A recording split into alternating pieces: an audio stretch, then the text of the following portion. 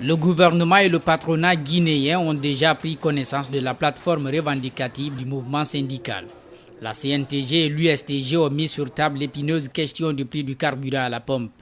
Les deux centrales comptent sur leurs arguments pour convaincre les deux parties à accepter leurs propositions. On sait qu'ils ont accepté d'augmenter de 18 à 20% les TVA sur toutes les marchandises. On sait que les denrées alimentaires vont être augmentées de 0 à 10%. Si nos députés, nos représentants ont accepté cela au nom du peuple de Guinée, c'est leur droit. Nous, notre droit régalien, comme je vous l'ai dit, est de protéger le pouvoir d'achat des travailleurs.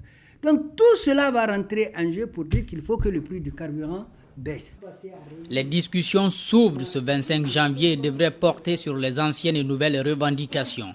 Ce porte-parole des travailleurs de Frigia est venu de l'ex-cité d'Alumine pour inviter le mouvement syndical à faire de nouveau face à leur situation. Il y a près de 65 décédés depuis le début de la crise et les familles de ces décédés-là ne bénéficient de rien. Elles sont présentes à Fria. La prime d'1 50 000 francs, elles n'en bénéficient pas et elles ne peuvent pas quitter Fria parce que la loi n'est pas appliquée. Autour de la table, la commission de négociation du mouvement syndical espère que les autorités prêteront une oreille attentive aux cris de cœur des travailleurs.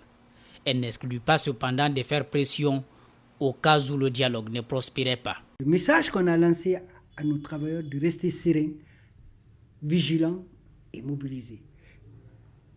Vigilants et mobilisés au cas où on n'était pas satisfait. Vigilants et mobilisés pour faire recours à tous les droits légaux que nous confère la loi.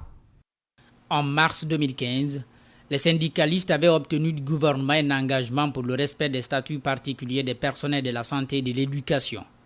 Le contenu de ces statuts est aujourd'hui satisfait, dit-on, à 70%.